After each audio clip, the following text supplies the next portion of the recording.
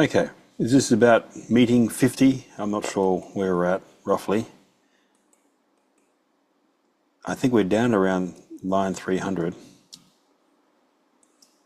I'm just hoping I have that. We'll go back and look at the first corollary as well.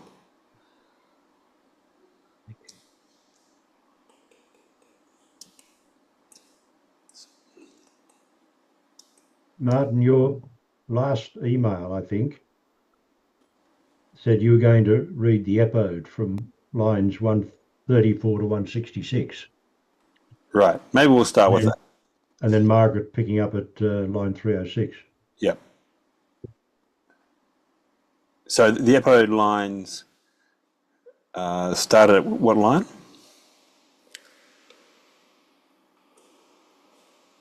I think what 134 to 166. 1, 3. Yep, I got it. Thank you. Well, I just have to save a few. Okay.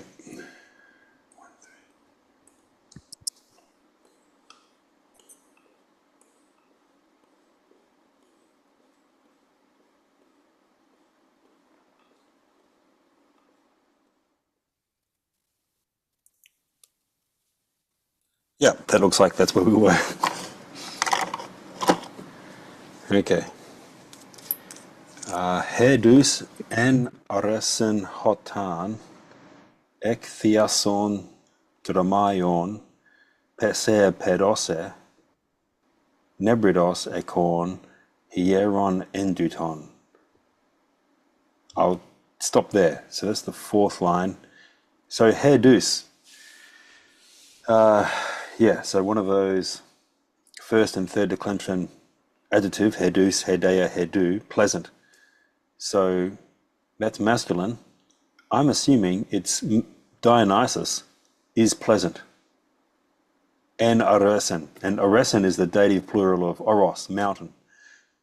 Neuter, to oros, and that's in the dative plural with the preposition en that always takes a dative. So he is pleasant in the mountains. Hotan. So beginning of a subordinate clause, temporal clause.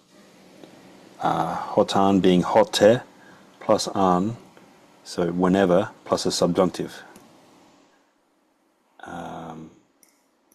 Yeah. So subordinate clause beginning there. Whenever ek tiason. So the tiasos is the group of celebrants. Excuse me. Dromaion. Dromos is a race. Dromaios is an adjective. Dromaios, dromaya, dromaion, first and third declension adjective. And so it means that something that is at a run. So the thiasos is the group of Bacchic celebrants. So whenever out of the running Bacchic band, or bands, because it's plural. So out of that, so he is pleasant. So the following is meant to be pleasant, what he does. He is pleasant in the mountains whenever out of the running Bacchanalian bands, Passer, that's the second aorist of piptor. Piptor is I4, and the second aorist of that is epeson, I fell.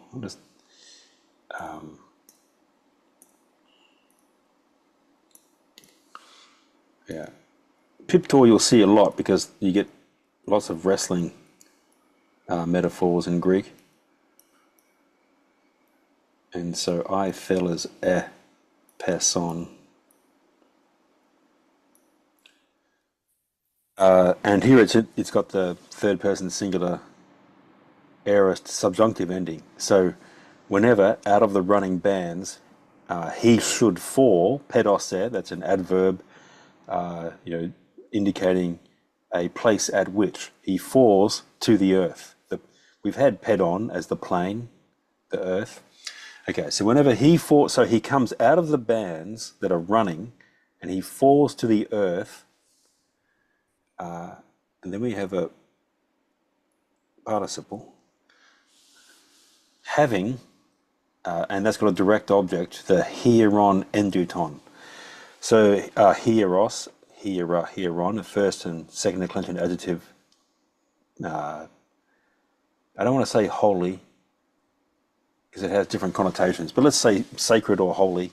Enduton, endutos, enduton is an adjective for something that you put on, because duor is can be to put on something, and en is something that you've entered into it, like a shirt, a garment of some kind.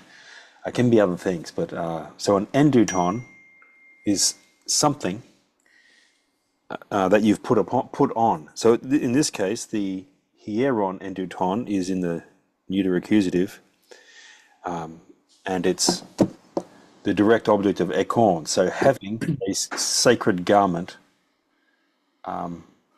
of a nebridos in the genitive, third declension, of a fawn.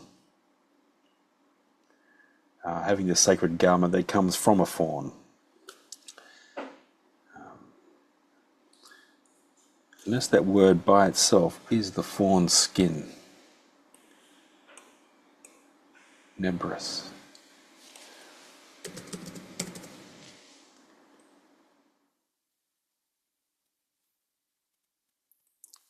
Yeah, by itself it's the fawn's skin. So having the sacred garment of the fawn skin, that it consists in the fawn skin. Oh, sorry, Martin, I missed what you were saying about ekorn. Is that having or dressed or wearing or holding, or You missed could that say, part? yeah, it could be either having or wearing. Yeah, like having on. So that's not putting on. So which is putting on? The enduton is putting on. Yeah, enduton is something that's been put on. So here you'd probably translate it garment, Right, because so it's the sacred garment of the fawn skin, but the fawn skin is like thrown on over the top of your cloak. right. Yeah, so he's you'd probably have to say something like wearing the sacred garment that is the fawn skin. Yeah. See that verb ekor seems to have so many nuances. It's like bewildering sometimes. Yes. No, you're quite right. You're quite right. But yeah, like we use the word have in English for so many things too. It's Yeah, that's yeah, true. and it's not parallel. They're not the same nuances, but the same really wide range of nuances. Yeah. So whenever he falls to the earth, dressed like this, out of the running crowd, and what he's doing is hunting agre yuan. So I don't think I've read that. I'll read down to the sentence ends. So agre yuan, haima tragok tonon, orma fagon karin, hiemenos eis area, prugia lud ho dexarchos bromios, ayu hoi. Okay, so hi Chris, we're at line 138. So he falls to the earth out of the group hunting, and what he's hunting, the accusative, is the hyma. Hyma is blood, and tragok ton is it's an adjective meaning literally it means goat killing. So hunting, goat killing blood. In this case, blood must mean blood shed. So he wants to kill a goat, basically. Hunting, goat killing, bloodshed. And orma fagon, is flesh eating. And karin, normally karin in an accusative like that takes the genitive. It means for the sake of something. Not entirely sure why it would be here another accusative, but I'd say it's still the same, for the sake of eating flesh. So he's hunting the bloodshed of killing a goat for the sake of eating flesh. Hiemenos, that's from hiemi, to let go. In the middle, hiemai is to let oneself go, so to hurry, right? To send oneself, to hurry. Hurrying, eis aurea. That's the accusative plural of odoros, into the mountains. Into the Phrygian mountains, so first adjective, phrygios, on, the Lydian mountains, Lydios, Lydia, Lydion, but here they're both accusative plural because they're modifying aurea in this prepositional phrase.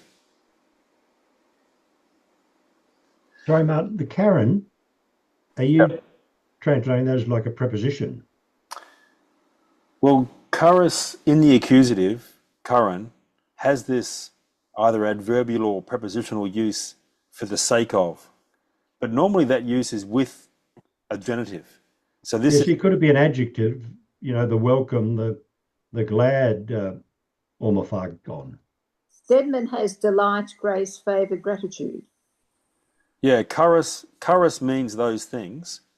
It's got quite a broad range of meaning because it can be um, the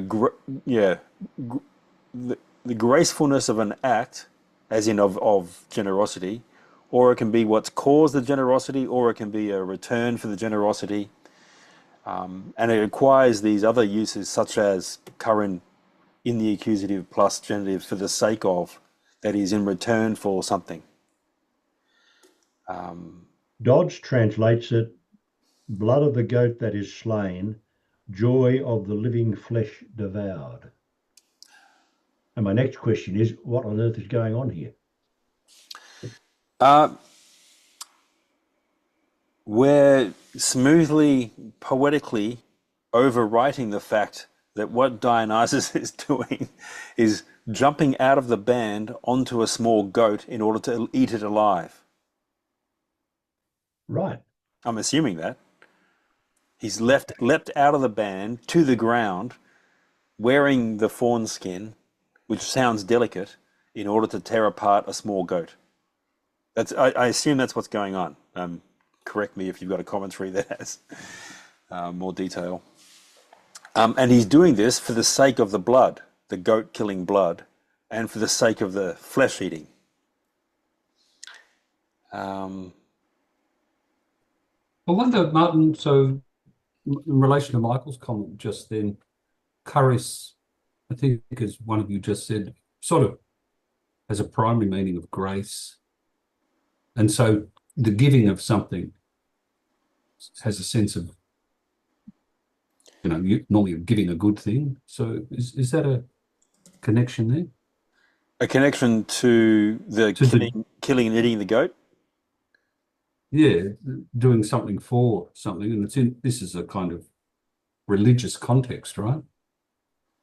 Yeah, in a sense. Yeah. In the the pagan sense, definitely. Yeah, a little bit different from the Eucharist that some of us are accustomed to, but sort of tenuously connected. But this is the thing, like the language in this choral ode. From the beginning, it's been this interesting mix of some beautiful metaphors with an underlying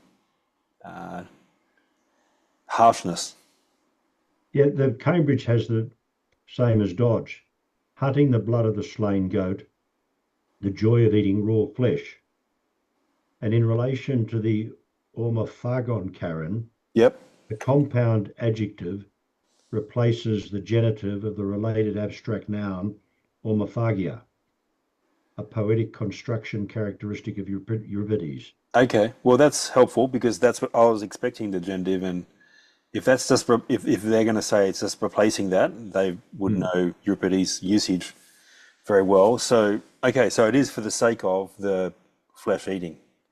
No, it's I know. I understand that yeah, you joy. can when you say current as accusative plus current plus a genitive, you can say either for the sake of or delighting in. Oh, right. Yeah. So both their translations emphasize the delight in flesh eating.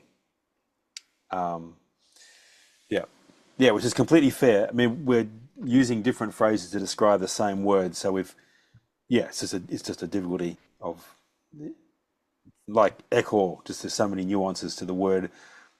It's not easy to pick a singular one and stick with it. But yeah, so the goat killing blood or bloodshed for the sake of or delighting in flesh eating. So that's what he's hunting. That's the object of his hunt.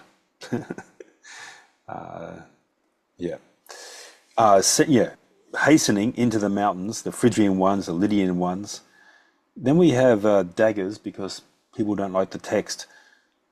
If we just accept it, hot de ex archos, that's the leader. Like the archer. Ex archos would be an outstanding leader. What line are we at? 140. 140. Yeah, no, I'm just trying to see if there's anything in the apparatus, but nothing in particular. They just don't like it. Okay, so the leader is Bromios, just another word for Dionysus. And then we have the Dionysian cry, Aiou hoi. Okay, 2 lines, 1 sentence. Re de galacti peron, re doino, re de melissa nectari. So our main word, repeated 3 times, is re, which is re, or which is to flow. And here it's in the 3rd person singular, just in the indicative, present, active. So it flows.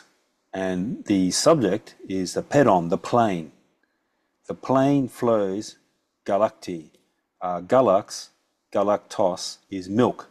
Like galaxy comes from this because of the Milky Way. So galacti is the dative. It means like what it flows with. So the plain flows with milk. And it flows, oinos is wine, here in the dative oinor. And we've got that adscript iota. It's not the subscript that we're used to in other texts. And it flows with wine.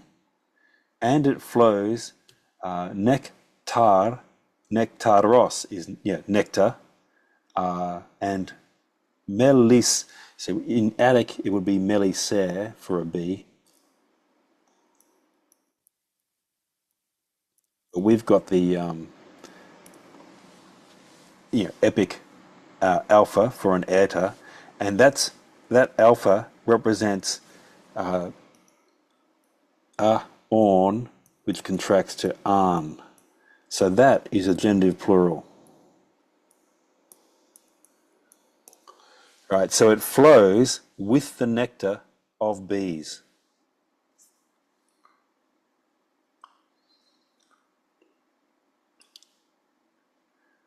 Surias dehos libanu kapnon ho bakayus anekon pursode ploga payukas ek nautekas ise dromo kai koroisin planatas erethisdon. And I'll stop there. Okay, so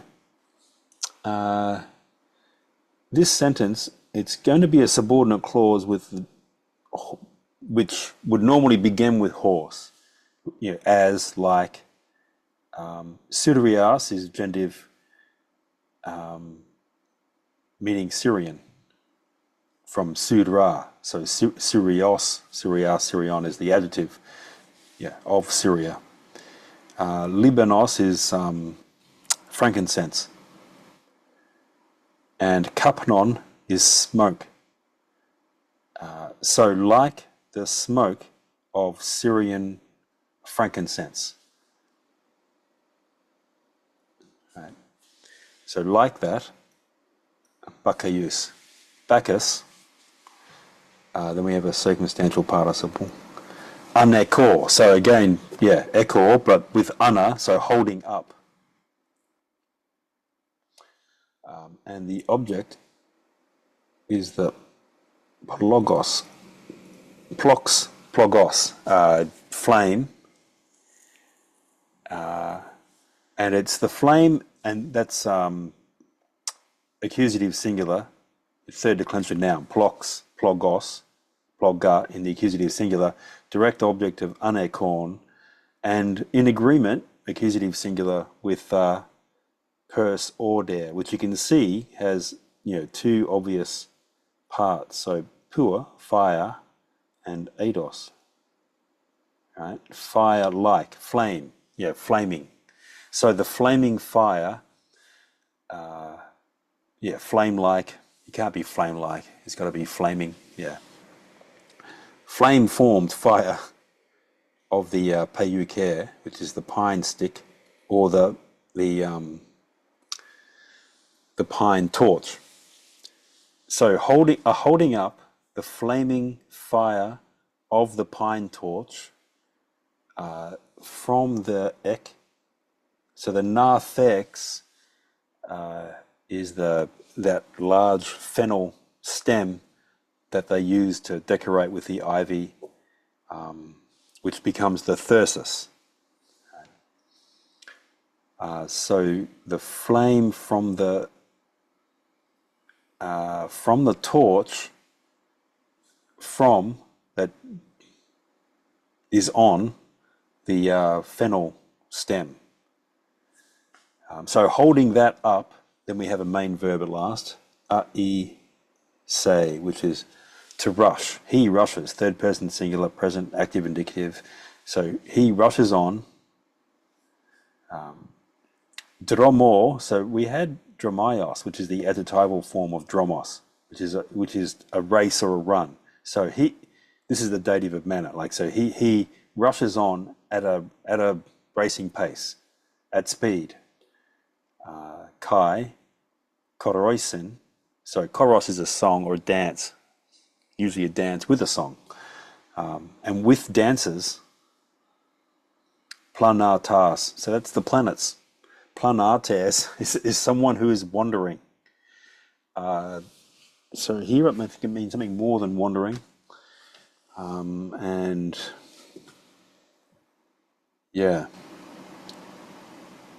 probably something to do with being somewhat possessed. Is it the one who's broken ranks from the throng? Or it might be that it is like the throng themselves are, wandering back and forward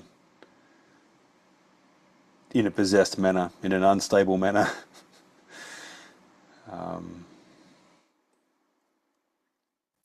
But let's just, for the moment, we'll just say the wanderers. I can't see a different. For those wandering, and to erethisdor them is to agitate them, to arouse them with dances, koroisen, and to anapalon, and so palor is to, like to wield a spear. Ana is to wield it, up and down, to shake it back and forward.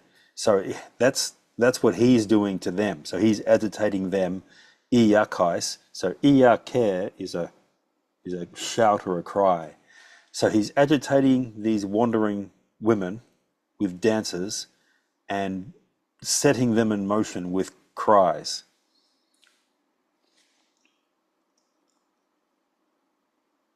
And we've still, okay.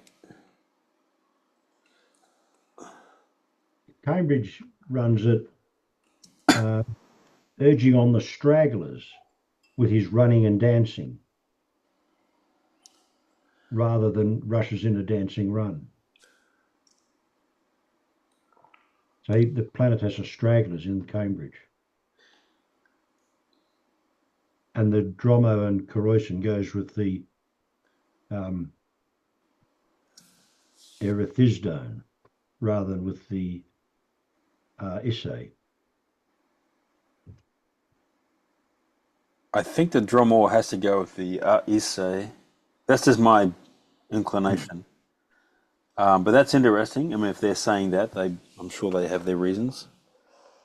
But okay, so issay, I'm taking it with dative of manner Dromore, but they're taking Dromore and Koroisin with erethisdorn. Is that right? Yeah. Okay, so I'm just taking Koroisin with erethisdorn. So agitating the wanderers with dances. And from what your quote, it sounds like they're taking it to be people who've wandered off from the band or something. Stragglers, yeah, who've Yeah, fallen behind. yeah. And that's obviously, a good interpretation, but I would take it as they're all wanderers, and he's having to, A whole lot of them have to be urged yeah, on. to motivate them Right. and move them. Yeah. And this is how I'm taking it, but yeah, they obviously would have their reasons. Sorry, Mark, just going back to 144, Sorias, 140. Yep. is that, I mean, it can't be agreeing with Libanu and Capnon, can it? Because they're not feminine. So is it Syria with frankincense and smoke of Syria? That makes sense. Maybe see if I can find it.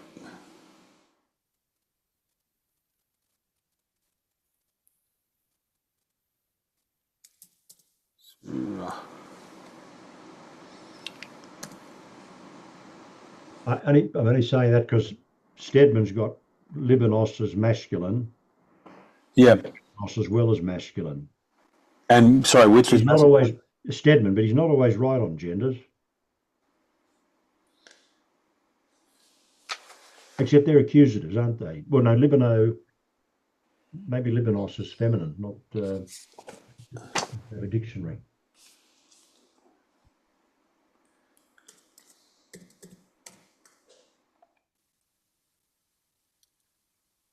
Libanos. Well, it appears to be masculine. Although, actually, no. In Pindar and here, it says in which sense it is feminine. Oh, well, that explains Sirius then. Yeah. Thanks. Yeah, so two uses. Okay.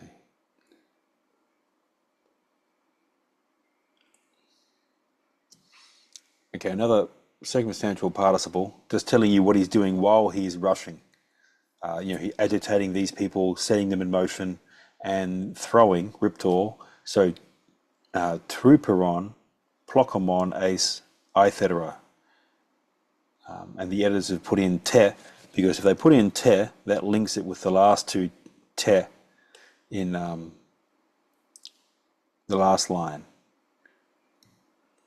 So then we've got a chi, and then we've got a te, and then another te. So I can see why they want to do it. It mustn't be in the manuscripts. So riptor is to throw something. So cast in more poetic English. So casting his truperon plokomon, his luxuriant hair, ace, ithera, literally into the ether, that is upwards.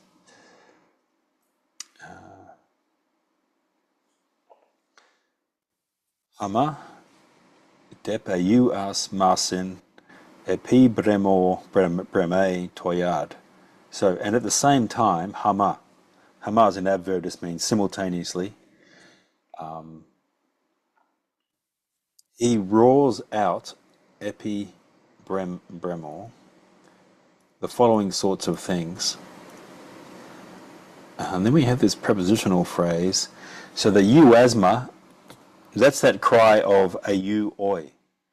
Right? So it could be that he roars out the following things in addition to epi, in addition to the euasma sin, that's the dative plural of euasma.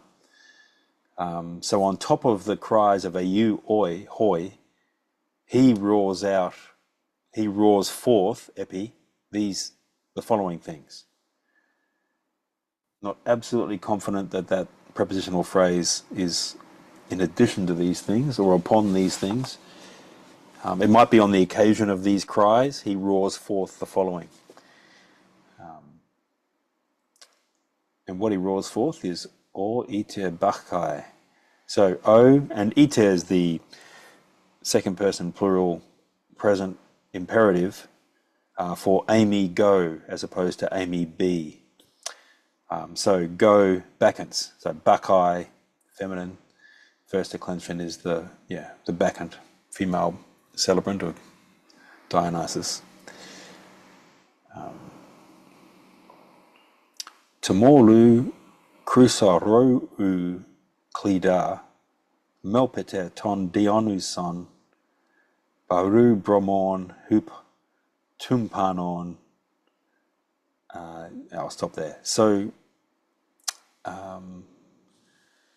well, our verb is another imperative, second person plural again, melpete. Melpor is to sing, usually to sing a song in celebration of. So melpete is sing a song in celebration of Dionysus. Now, before that, we've got Tamorlu, with Tamoros is the mountain, and Crusorou is gold running. There's apparently a river that ran, that is famous for having a fair amount of gold in it on Tamoros. And Klida is usually like a delicacy or a luxury, but here it appears to be something like the pride of, the joy of, the glory of, but I'm not quite sure what it's doing. What does Cambridge say, Michael, for Klida? Is that, I would think that's the nominative, but what's the nominative doing? It's singular. The subject of the melpite has to be the Bacchants.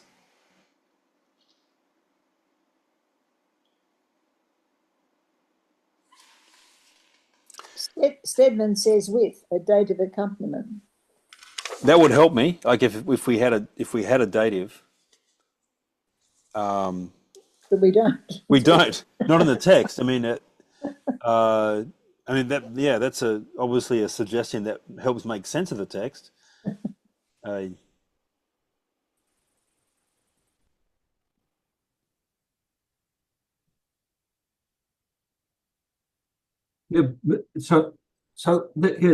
that's in the dative, the Klida, right? Well, So if you're looking at the text, it isn't in our text, right? I'm putting it in now, right? Because that's what Stedman has, but it's not on the OCT. And if you look in the apparatus, they don't have any. It doesn't appear. So what it could be doing, though, is addressing the Bacchants and then identifying them as the pride, glory of gold flowing Tomolos, then keeps addressing them and says, you sing in celebration of Dionysus. Now, and that could make some sense, identifying them with the region that they come from as being, you're the glory of Mount Tmolus, which is in Phrygia, which is on the Asian coast. That's how Cambridge translates it. Okay. Pride of the gold flowing Tmolos. Okay, so directly addressing the Bacchants and saying, you, Bacchants. Yeah. Okay.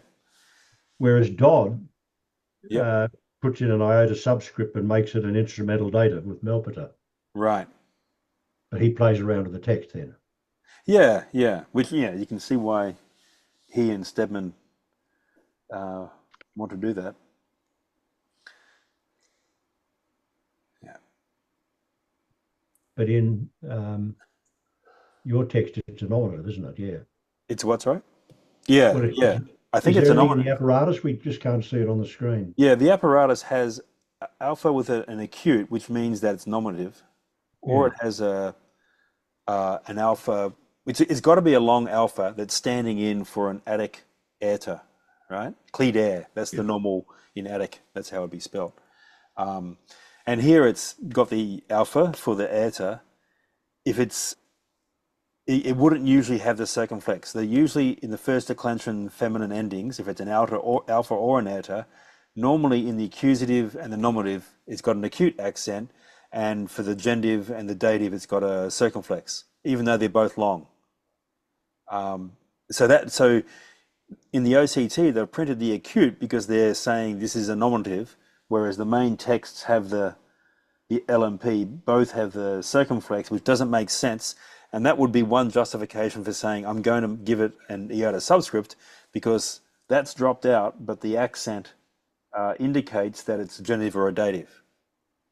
So that would be one justification for that alteration.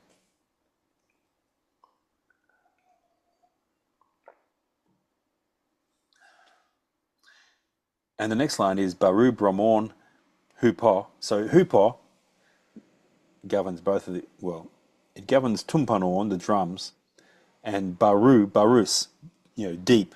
Barus, Bareya, Baru means it's an adjective, first and third declension, meaning deep. And we've had breme, epi breme, which means to roar. So Baru Brahmon, Brahmos, is deep roaring. And hupo, which, to exaggerate, it means something like under the power of. So under the power of, or just to the beat of, whatever you like. But, to the deep roaring drums. So sing in celebration of Dionysus to the beat of the deep roaring drums.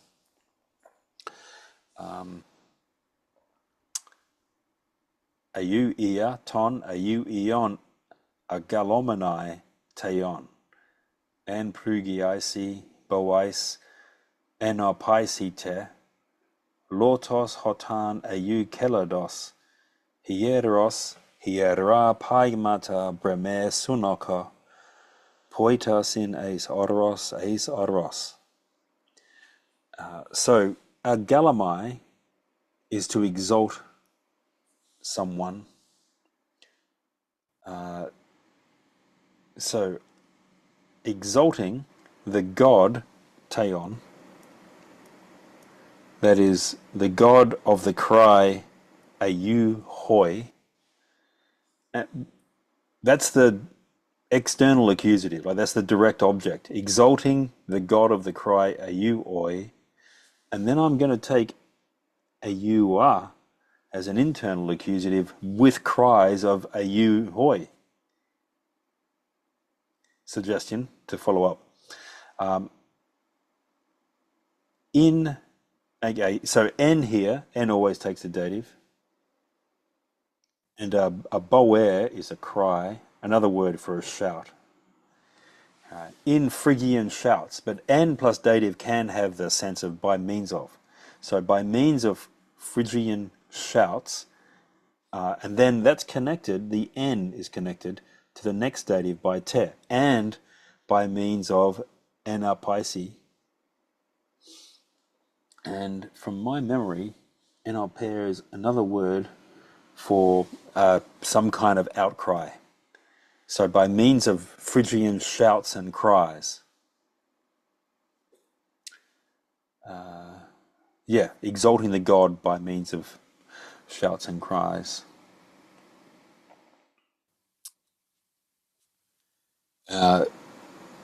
Lortos is one of the words that can be used for a flute.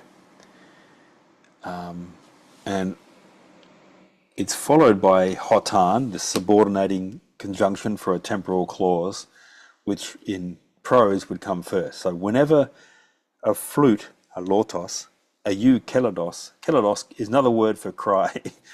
A is a good cry. So whenever a good sounding flute, not a flute that makes a good sound, a sacred one, hieros, whenever it shouts, bremer, hiera paigamata sunoko. So paigmata, it's got to be something like note or paigma.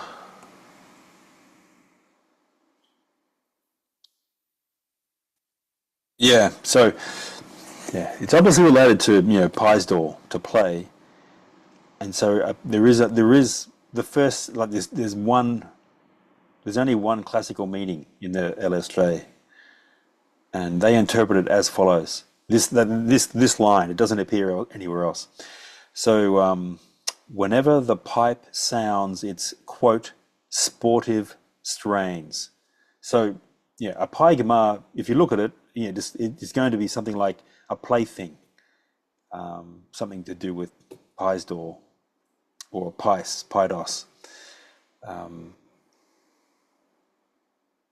Yeah. So they say sportive strains. What would we say? Playful notes. So whenever a sacred flute shouts sacred playful notes, sonoko, held together, like in combination. Foitasin, so foitas is another word for wanderer. Can be a beggar or a wanderer, someone who roams. To those who are roaming about, ace into the mountains, into the mountain, ace hodoros.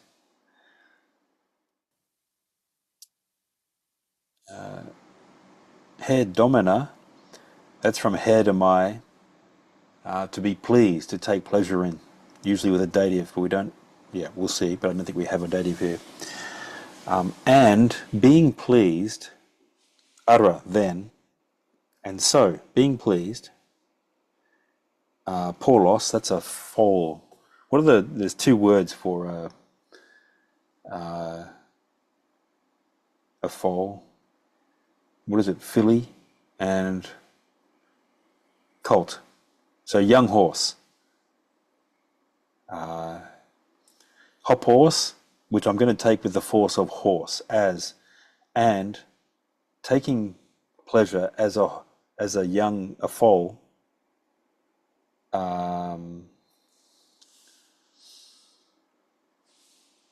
As a foal at the same time as its mother, hama.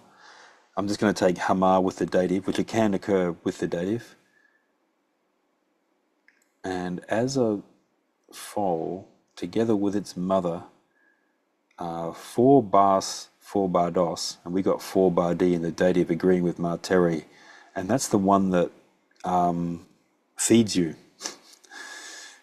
So the nourishing mother.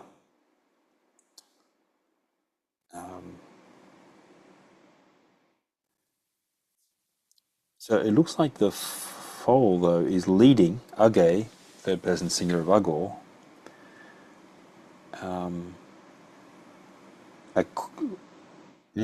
leading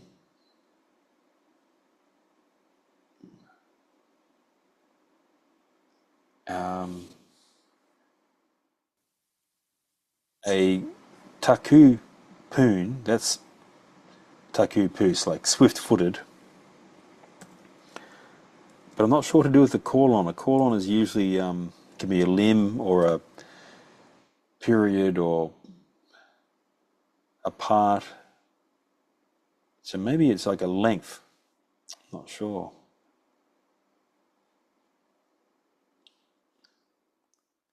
Oh, it's got to be the swift-footed length. Yeah, okay. So this It's got here. It's got leap or bound instead. That's that'll be this. Yeah, but we've got a swift foot to the leg. So a colon. You know how like you say a colon, like that's a limb of the sentence, right? And the colon in Greek though, it can mean a limb or a member or a leg. So taku poon means a swift-footed leg. So.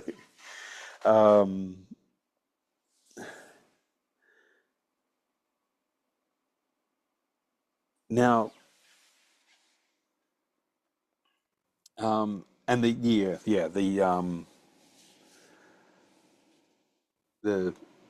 skier tama is the leaping. So with leaps. Now, how does this work though? I think so. We've got a with pleasure. I think the with pleasure is going to go with the bacchant, the bachar at the very end. So then we've just got this limited clause of comparison in the middle. Just as a foal with its feeding mother, the bacchant leads a swift-footed leg with leaps and bounds, with jumping. So in the same way that a foal follows its mother, jumping around excitedly, so the Bacchant leads her own swift-footed leg, so runs quickly with leaps and bounds. Cambridge says argo and its compounds, plus an accusative meaning foot or leg, are a common tragic periphrasis for going Yeah, with leaps. yeah. But in this case, I mean, if you lead a swift-footed leg, yeah, it means you're running. So yeah, so the Bacchant runs. Yeah, it's periphrastic for running, or poetic for running, with leaps and bounds. Yeah. Yeah, we ended up in the same place. That's good.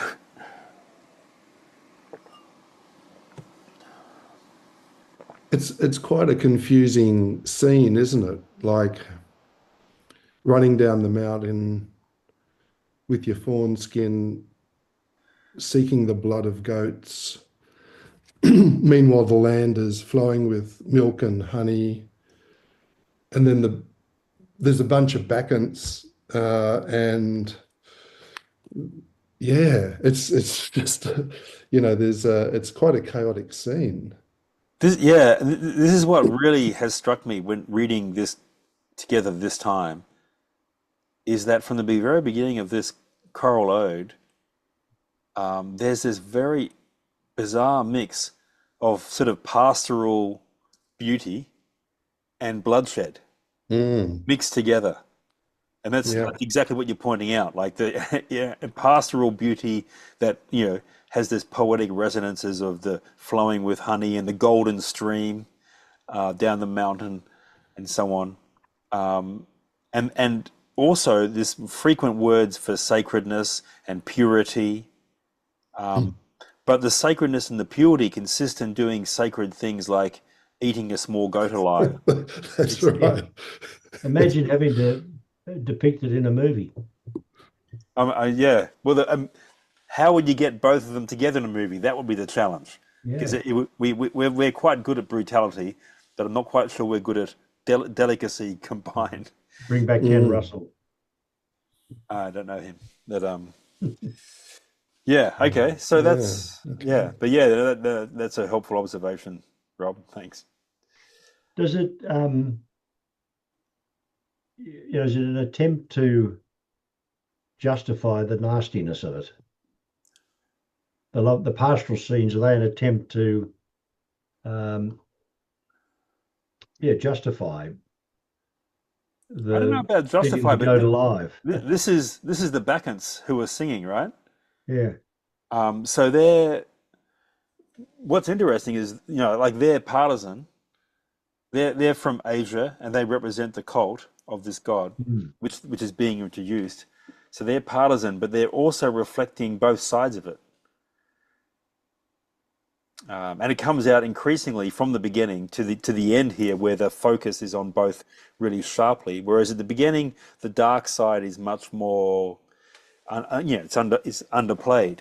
But over it's 100 lines, and then it sort of emerges much more fully. But it emerges in exactly the same way that we use, pop music, like or rap music or whatever, thrash metal, whatever it is. Like you can have things that, if you just look at the cold, dark lyrics, right, you may think are objectionable, but by a certain, music has a power to give impetus to anything, even things you might otherwise disagree with. And I think that, and they're playing drums as they sing about playing drums and so on. Yeah, it's quite striking.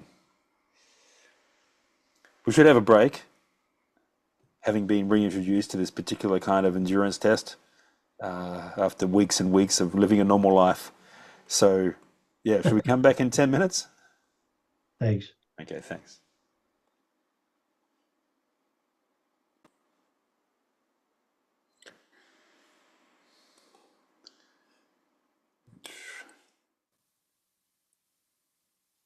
There we go.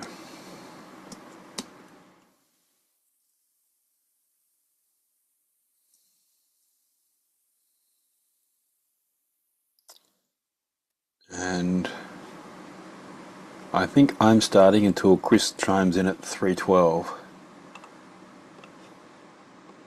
Just going to move a couple of things.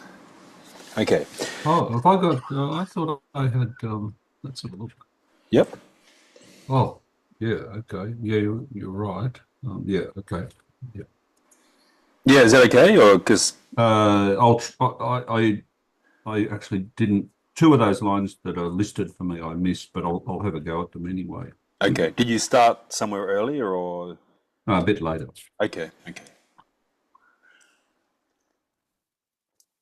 So at 3:06 we have et auton obser carpi delpisen petrais peronta sun peucae di corrupon placar palonta kai seonta Bacchaeon cladon megon tan helad sentence. So where are we? Third word is the main verb, opser. So that is opsomai, which is the future of, obviously, the future of hora or. So hora or I see, opsomai, I will see. So it's got a middle with an active sense, and opser with the iota adscript we would normally have as a subscript. You will see. So second person singular, middle future ending. So you will still see him, eti auton. Kai epi, so carpi is obviously a contraction of kai plus epi. Even upon delpisin petrais. That's both dative plurals after epi. You'll see him upon Delphic rocks. Petra is a rock. Leaping, actually, pedonta. Pedao is means to leap, and we have pedonta, which is pedao plus onta, the second person. Sorry, the accusative singular masculine participle. So per da plus onta, and that contracts to per daunta. So it's just the present tense participle, leaping. So, and that's because it's masculine accusative singular. That agrees with auton, the direct object of obser. So you will see him leaping. Leaping sun payu kaisen. So again, we have the pine torches with pine torches, and leaping. The leaping must take a direct object in plucker, the plane. The D corufer is a head. D means double. So upon the double-headed plane.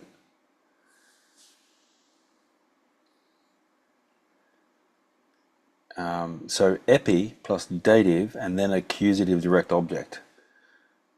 So it must be by the Delphic rocks, leaping upon the double-headed plane by the Delphic rocks. And there must be some geographical explanation for what that means. That the double-headed plane is near to Delphos. Stedman translates it as twin-peaked or double-peaked. Yeah, that makes sense. Yeah. So it must, but is it just near Delphi? 3, 2.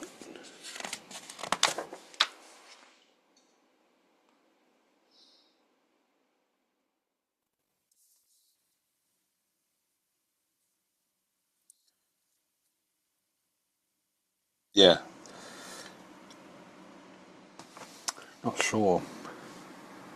According to Dodge, the upland between the two peaks is probably the plateau of Levadi, the stretch of wild but fairly level country which lies behind the two summits of the Phytriades, immediately above Delphi. Okay, so we're close to Delphi. So you will see him, even on the Delphic rocks, leaping on the double-headed plane.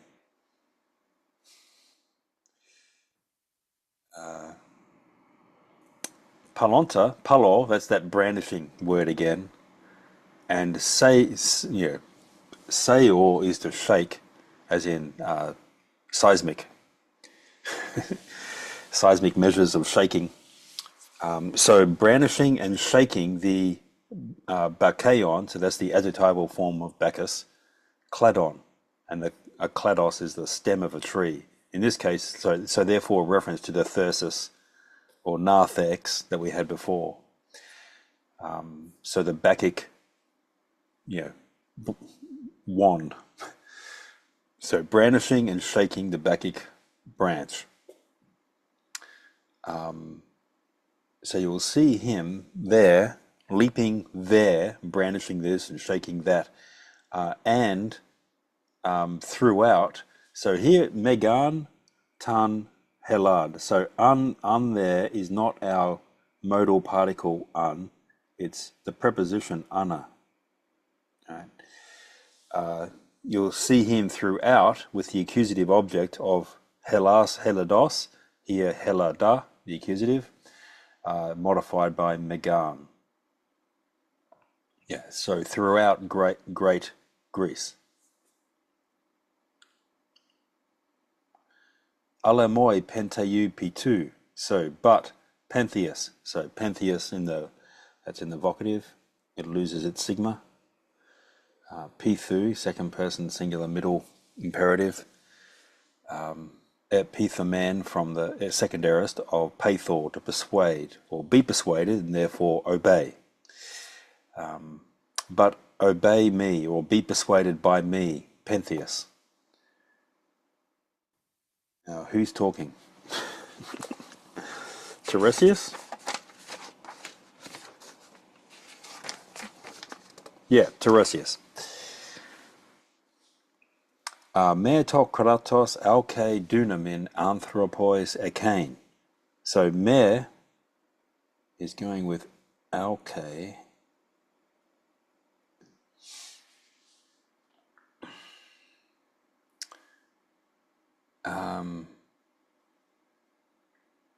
Which I think is going to be the imperative from alkeor, second person singular imperative, with me, so don't boast. Alkeor plus goes to alke when the ending contracts. So don't boast that kratos, that rule, has power for human beings. Now that's an odd sentiment.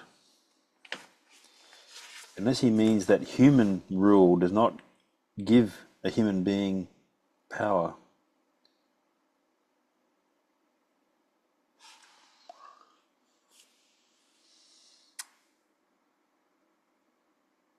Don't boast that rule has power for human beings. Okay. Med and don't, and dokes men, hede doxa su noser, phronein doke t. So we've got a main clause which is mede plus doke.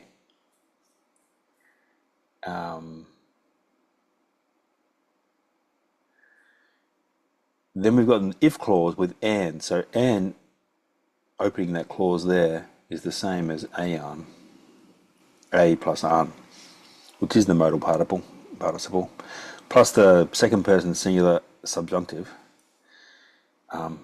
So that's if you are of an opinion, her der doxa, but the opinion, su, possessive genitive of the personal pronoun, noser, that's from noseor, to be sick or ill. If you have an opinion, but your opinion should be sick.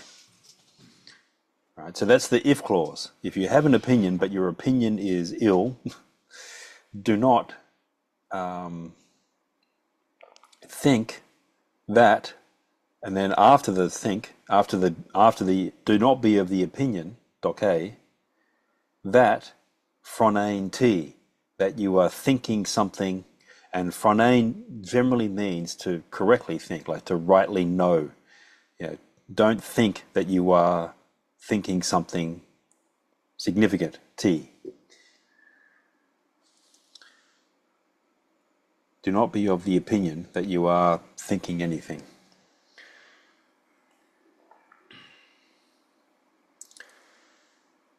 Ton theon des gan dehu kai spende kai bakayue kai stepu kara. And more imperatives. So deku is the second person singular present middle imperative from dekamai, to accept. Dekamai. So, but accept the god into the land. So direct object of deku is ton theon. Accept the god, and then prepositional phrase, es gan, into the land.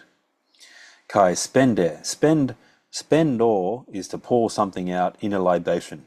It has the extended sense of make peace, and tar spender are like the peace treaty. So the spende could be pour a libation, which it probably is in this context, for the god. Accept the god into the land and pour a libation, and bakayue, again, second person singular present imperative. So be Baccically mad or celebrate Bacchus. Kai stefu, so that's from stefor, to cover something, to crown something. Except in the middle here, stefu, middle, second person singular imperative. That's when you crown yourself as opposed to crowning something else. So in this case, crown your own head, kara. I think I've gone too far, Chris. Sorry, have you? No, you haven't. You've very helpfully done the things I didn't do. Okay, great. Okay. Okay. I was gonna pipe up, but I thought, no. You let it go this time. So, uk ho Dionysos sophronein anarchase gonaikas estin kuprin. So anarchase, so that's the future of so third person singular. He or she will not force with the uk. So Dionysus or Dionysos will not force anarchase. The object is plural women, gunaikas. Sophronein will not force women to be sensible, to be restrained, perhaps. S10 in relation to kuprin, so in relation to love matters, sexual matters, I suppose, here. Ala ente fuse, but so this is dative, but in the nature. So I guess that I don't know why it's got the te there in naturally, but in nature. And now, what's yours got there? Mine's got something in brackets next. Oh yeah, you've got that same thing. Okay. Tosophronein enestin eista panta ae. So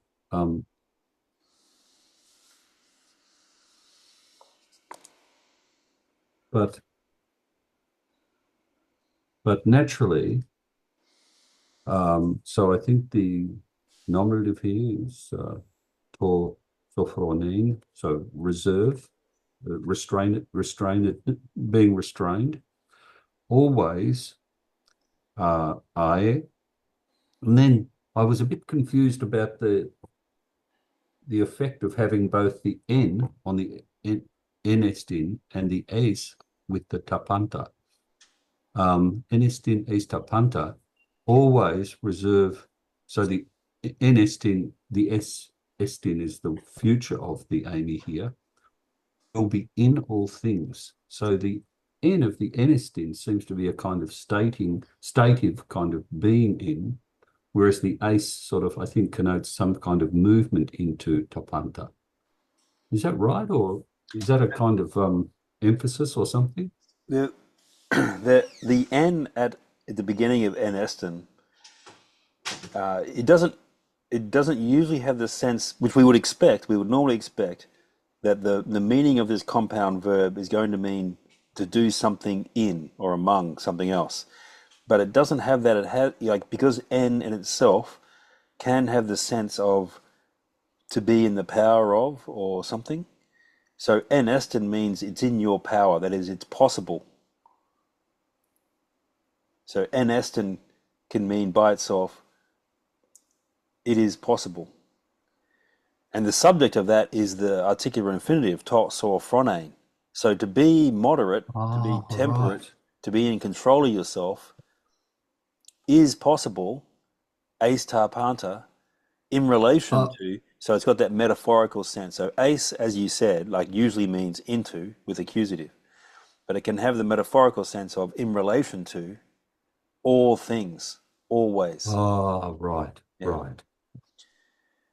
Okay, yeah. You can see why. I mean, there's a bit of a disconnection just in grammatically from 315, but in nature, to be moderate is possible in relation to all things, always this. Now, what's the this? The this seems to be, but this, i.e., to be moderate always, is possible in nature, but it's awkward. It's not connected, and that's why they've bracketed that line. Right, right. And yeah, and in the following line, it starts with this. So it's talking about gunaikos, right? All that is about gunaikos, right? Yeah, these are the women. Yeah. So Yeah. he's saying Dionysus is not going to compel the women to be moderate, but in nature that's always possible.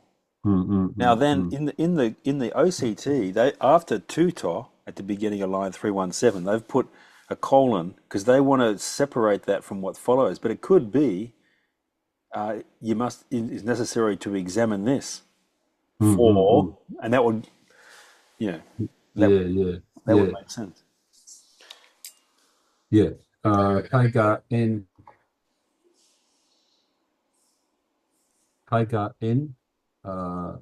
Bakiumasin. I think that's Usa Hege Sofron U Diafthar Estai. It's necessary to consider this because then Bakiumasin being that's doing Bacchic things, right? Being Bacchic. Yep. In being Bacchic, this usa is I did check this part as a feminine singular present active participle of Amy, right? Yeah. So hege sophron, the modest woman will not be corrupted. So this future of diaphthares setae, she will not be corrupted, even in the Bacchic revelries.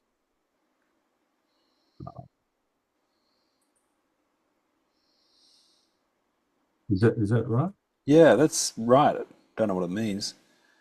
Yeah, well, it's. I think it's what you said before, which I didn't know, that the Nestin says that even though everyone has the power to control themselves.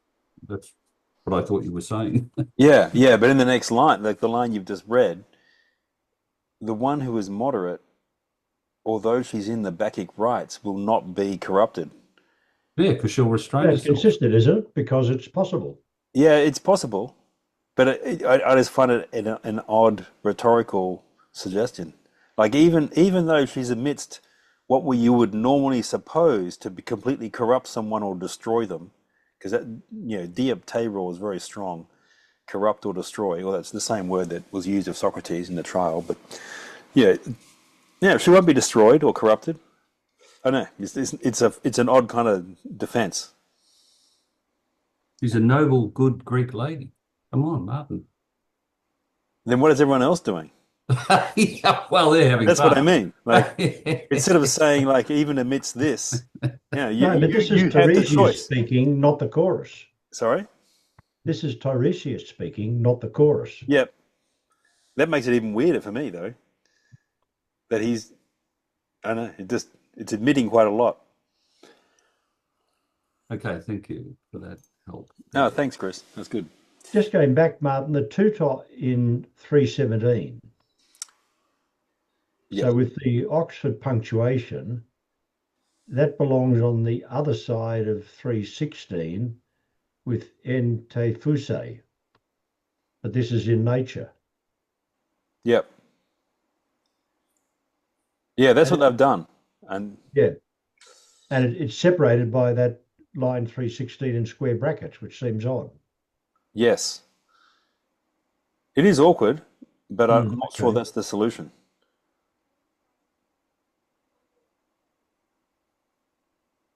Well, the other solution is to not put the semicolon in and make it the object of Scopane. Yeah. Yeah, okay. Yeah, I mean, the only problem then is that there's no connection. Like if it was tu tog det Scopane Claire, tu tog gar Scopane Claire, then that would flow really easily. Yeah, right. But there's just no connective. So I can see why they're saying, I don't know. These are a variety of solutions, and one of them is to bracket all of 316. Yeah. Yeah, it's a little. Because It is it breaks up that flow. Yeah, it's a touch awkward. But then by that logic, wouldn't you need a connective with Scopane Cray? Yeah, yeah. You did that anyway. Yeah, I think so. Yeah, okay. Well, I pick up 319. Horas, just a question. It's a second person singular varao. Do you see? Do you see?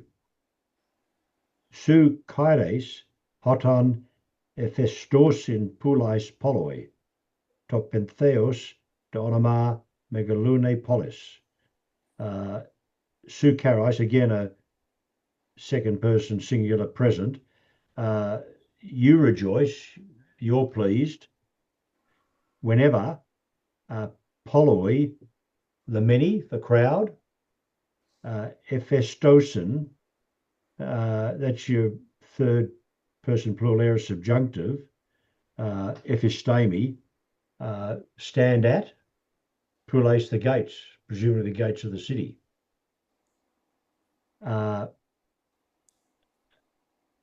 And then polis, and when the city, megalune,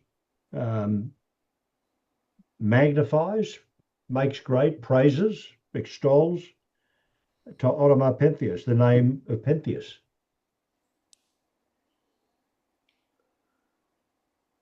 Kakanos oimai, terpetai timomenos.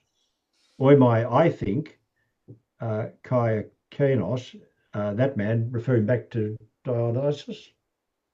Timomenos, being honoured, so that's the nominative masculine singular passive participle of timao, to honour. I think that man, Dionysus, being honoured, terpetai, again, just third person singular present, is pleased, enjoys it. Ego men un kai kadmos honsu dia gelas kisota erepsomesta kai karusomen. polia xun oris al homos coruton tion. Cu theomakeso son logon pestes hupo. Therefore I and Cadmus, honsu diagelas, whom you mock, again just second person singular present of diagelao, contract verb. I and Cadmus, erepsomestha, we will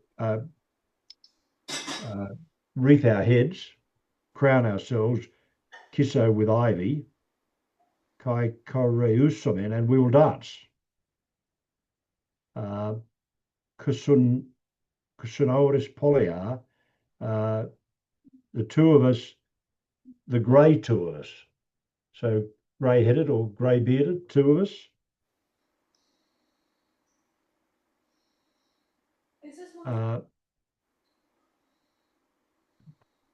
But homos, nevertheless, and we've got to supply an estin, it is necessary to dance, or we must dance. And koreuteon is that verbal adjective of necessity from koruo, to dance. Kai. Now, in this last line, it seems to me you've got to repeat the you both with the theomakaso, I will not fight the gods, paisthais, not having been persuaded, huposon logon, by your words, by what you've said. I think I won't fight the gods by having been persuaded by you, your speeches. Like I won't be persuaded by you and then fight against the gods. Right. So he's rebuking Pentheus. Yeah. Yeah. But can I just go back to the erepsomestha? Yep. That sigma at the end took me a long time to track down. I gather that's a variation on erepsometha or meta in Homer, and is it Ionic Greek? That sigma gets into the first person plural. Yep. But it took me a long time to find that was a variant of the ordinary. Of Omitha, yeah. Yeah.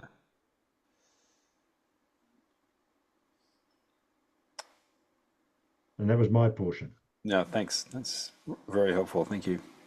Anyone have any thoughts or questions?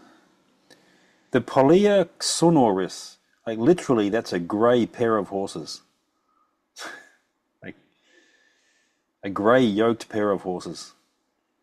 But yeah, like this grey pair, i.e. us. Nevertheless, we must dance.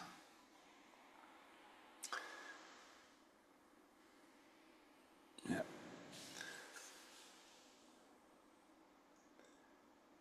Now, that brings us to 626 and me again. Meinega hors algista cute parmacois acer labois an ut anayu tuton nosu. So meine is the second person singular. That's the indicative in the present, and that that's now the customary adscript for an iota subscript. So meine, you are mad. So I won't be persuaded by you because you're mad. Hors algista. And that is as painfully as possible, I believe. It's definitely the superlative in the neuter accusative, and I'm assuming that's from Algos.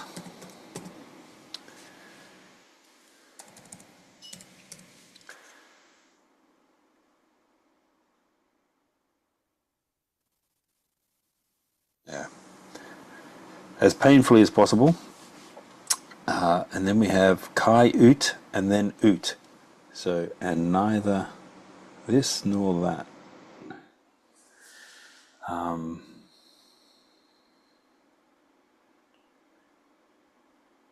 And neither could you, so un plus labois. So labois, that's the, from lambano to take, we have a second aorist elabon, I took. And labois is a second person singular optative. And, it's the optative, so it's not going to have a reference to time, but rather to aspect. So you could not take, acer means peaks, pharmakois, by means of drugs. I do not know what he's saying. You could not take the peaks by means of drugs, nor without. So anau is a preposition that means without and takes a genitive. And a nosos is a disease, nor without the disease of these things. Stedman has okay as a cure or remedy. Ah, that's true. It's also a cure or remedy. So you could not get a cure by means of drugs, nor are you without the disease of these things. Okay, that's making more sense.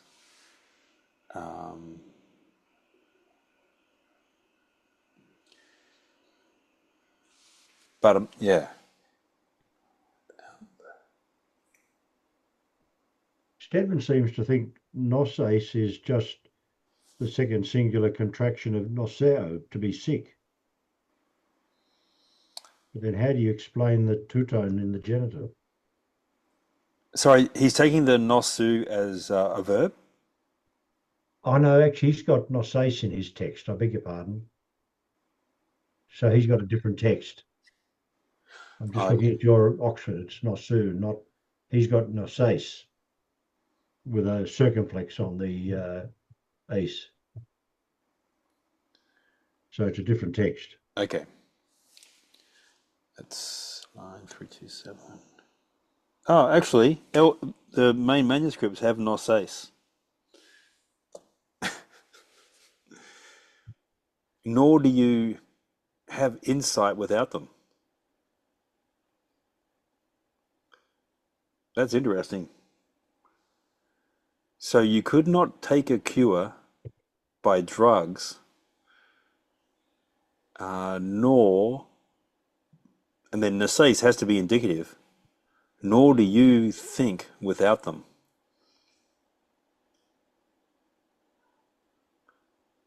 Well, no, Stedman's saying noseo is to be ill, to be sick.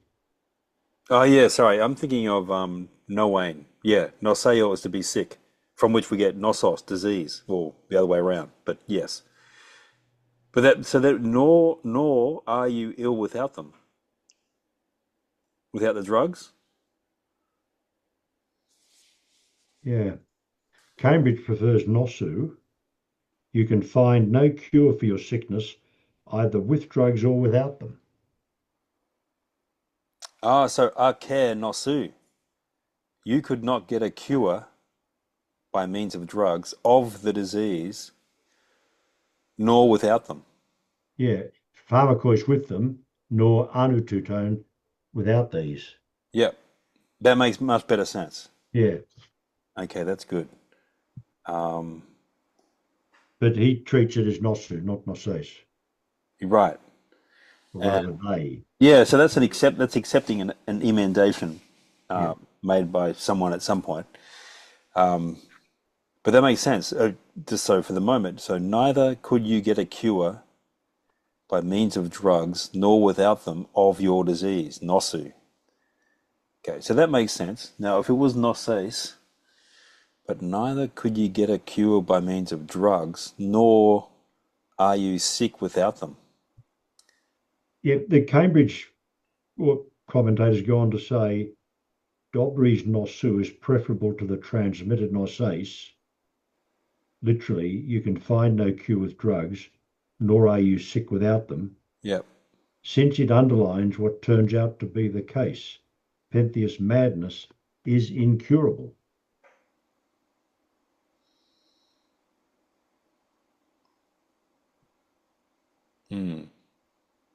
His madness is incurable.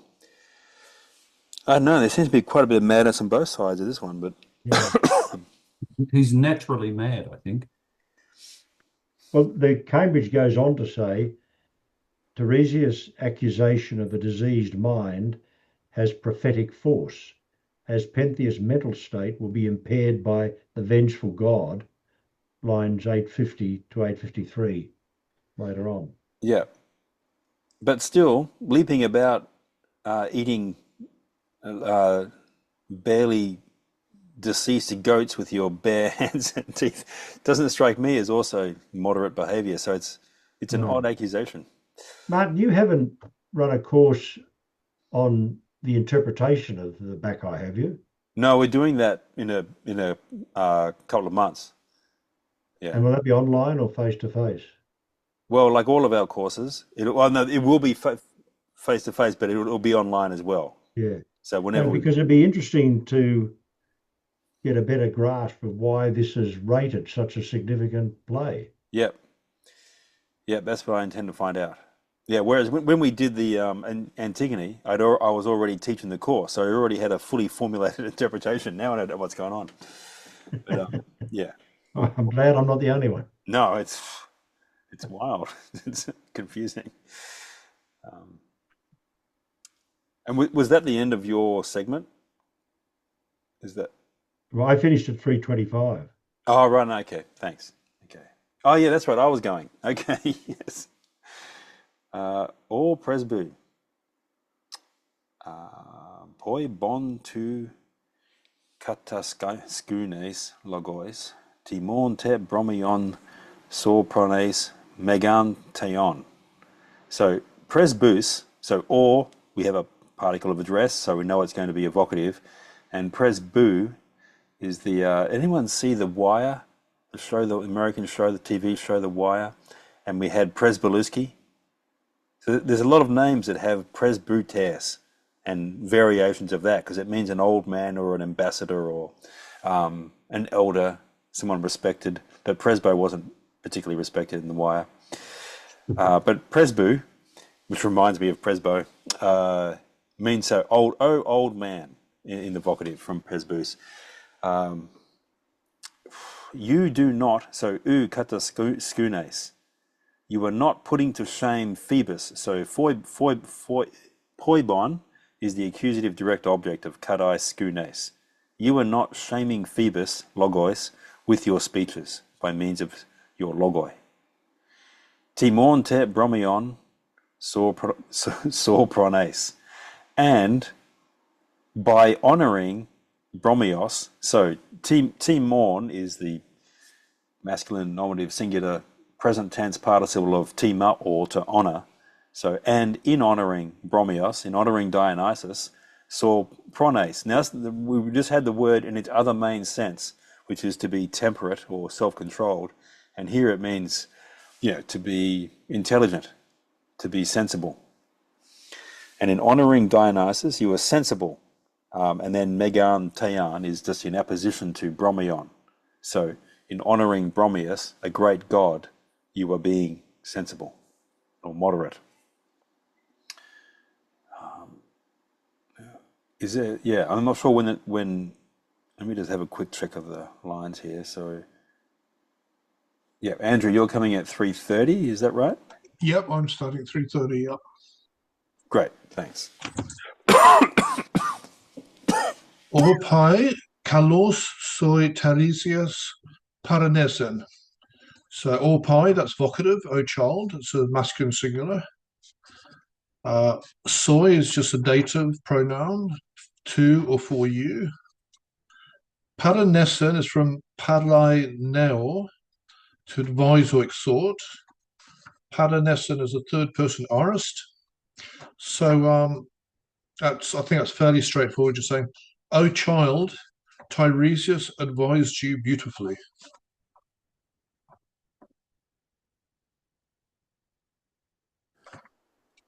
Yep, that's great. Oike, Beth, Hemon, me thurazde ton normon. Oike is from orkeo, inhabit, and oike is a second person imperative, singular. Meth Hermon is with us, a pronoun genitive first person plural, with us. And met obviously had the theta because it's the meta is followed by a breathing, rough breathing. Thurazde is a second person imperative from thurazdo, thrust out of doors or outside of, when followed by genitive.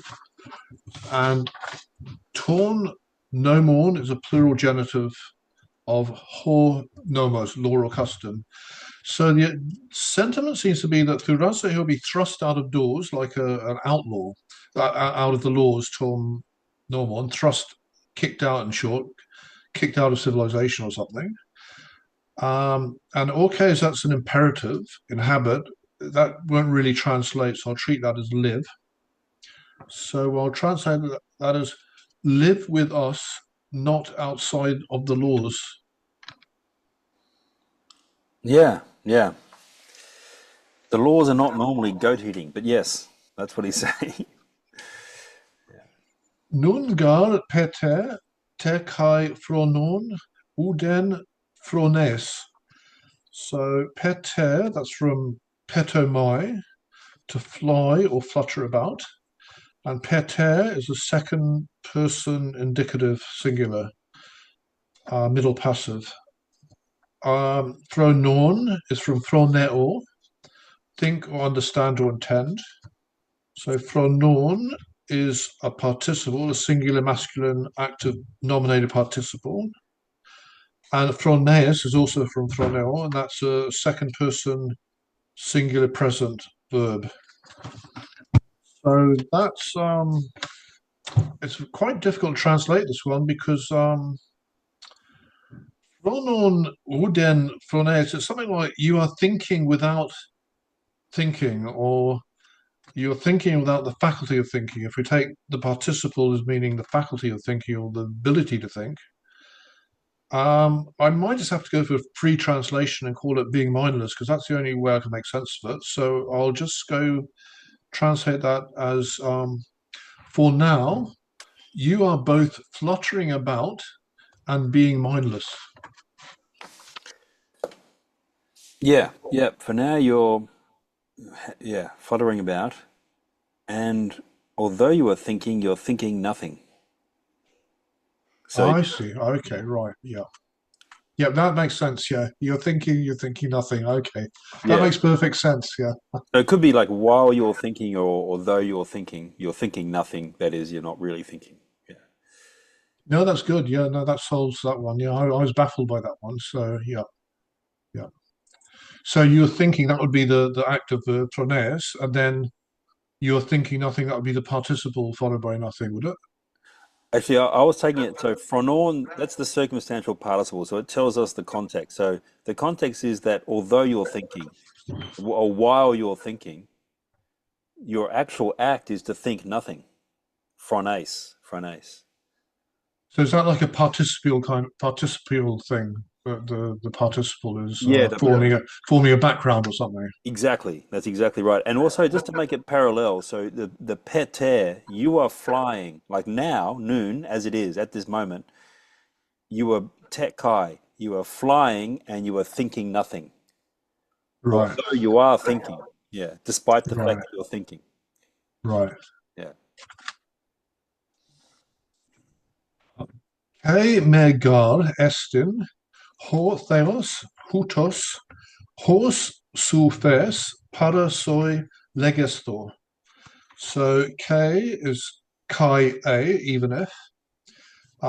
Eston has the accent moved to the front, to the first, to the eta, to the epsilon, sorry. So it means exists or really is. It's a way of emphasizing something really is. Para soi is to yourself or before yourself. It seems to be an idiomatic Greek phrase, according to Stedman, signifying being a witness or something's happening in front of you. And legistor is from legistor, it's an imperative, third person imperative, let it be said. So I'm going to paraphrase that a bit with the before yourself phrase, Martin. I might just call that being a witness, as a witness. So I would translate that. For even if this God does not exist, as you say, let it be said that he does exist with yourself as a witness. Yeah, that's extraordinary, isn't it? Even if this God is not as you assert. Now, parasoi, the basic meaning is before you. So it could have complicated legal circumstances of,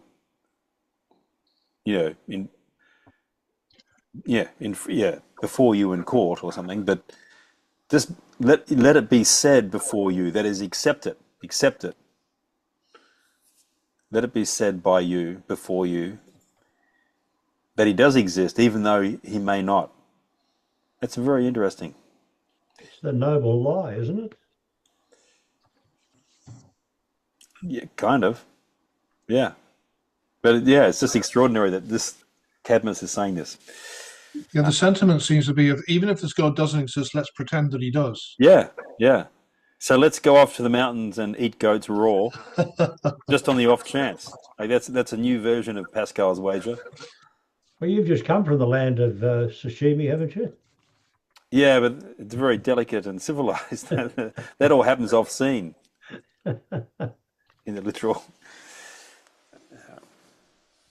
And Kai katep seudou, kalos hos hesti, or esti, semele thina doke theon teken, hemin te time panti to gene proce. So yeah, they're continuing to put forward this pretense or whatever. Katab seudou, that's from katab seudomai, to tell a lie or speak falsely. So it's an imperative second person. So you must speak falsely or you must tell a lie. Kalos is beautifully or nobly. Hos esti, that seems to me to mean as existing. And then doke is expect or seen from dokeo. That's a subjunctive, third person. So semena might seem, I take that. And then thahina is ter, presumably followed by rough breathings. That's so that. And tekain is from tiktor, bring in the world or engender. So tekain is an aorist infinitive. And Theon is God. So I had problems with this one as well, man. And then Hemin is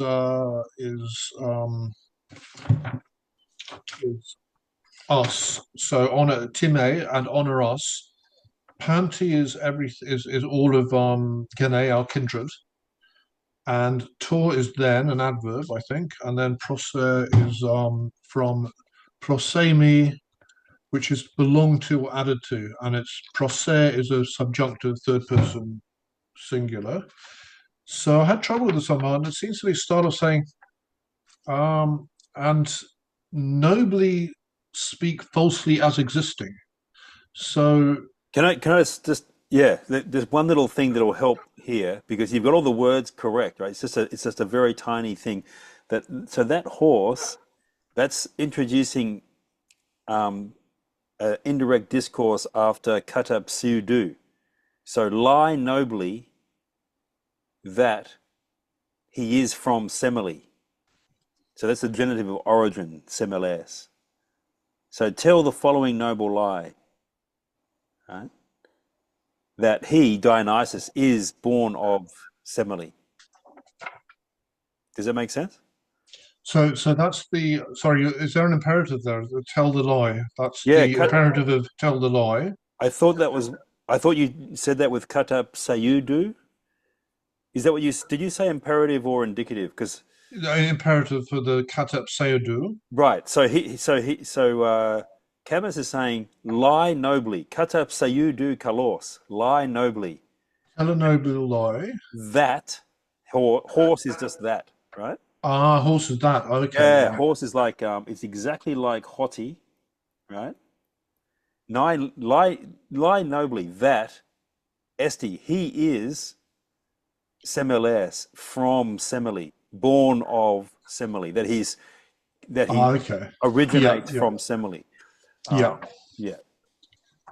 It's interesting, Martin. Stedman puts the comma after esti and makes semele nominative. So, Nominative. yeah, well, so that in the Hina clause, in order that semele seems to have born a god. Yeah, I think we get that without doing that Yeah. because, yeah, as we'll see when we get to that, yeah, I think that makes sense without having to point that out. But yeah.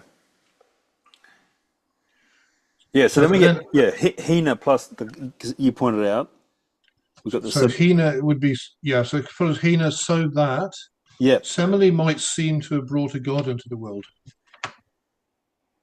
yeah, yeah, either so that she seems to have birthed a god and Hina proser, and so that Timere, honor, may accrue to us, that is, to Panti Tor Gene, to the whole family, to the whole genus.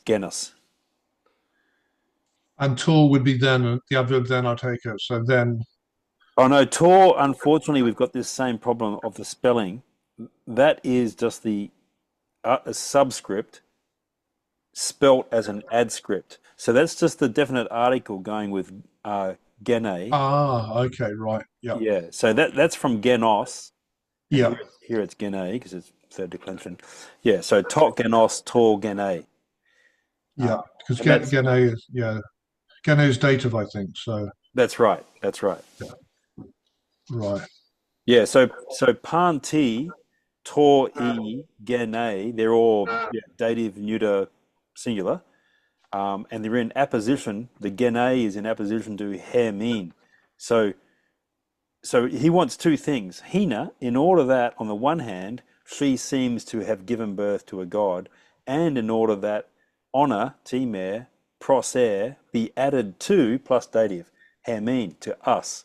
That is, to the whole family. And just one more question mark. So the subjunctive procer, would that be might be added, or would you just take it as just be will be added, or Yeah, well, so yeah, it's the normal hina plus subjunctive in order that it be added. Yeah, right? yeah. Yeah. And that's the end of my section, Ivan. That's great. Thanks, Andrew. Thanks. Sorry, Rob, we were a bit out of time, but yeah, there's a couple more lines, and then we have your passage next Yep. time, and Not a problem. okay. So, Martin, I've been saved by the bell. So I'm inspired now, and I'll be able to do it for next week because I'm the next person. Oh, great. Okay, very good. Lucky. Yep. Now we'll all get back into the groove, and yeah. Yep. But I've got a pretty exciting bit, I think, because this is about action, I think, being torn apart by hounds or Oh, yeah. Yeah. so it should be fun. Lovely. Okay. Well done, everyone. Speak to you next week. Okay. And Bye. full recovery speedily for you, Martin and Thanks. Kirsten. Thank you.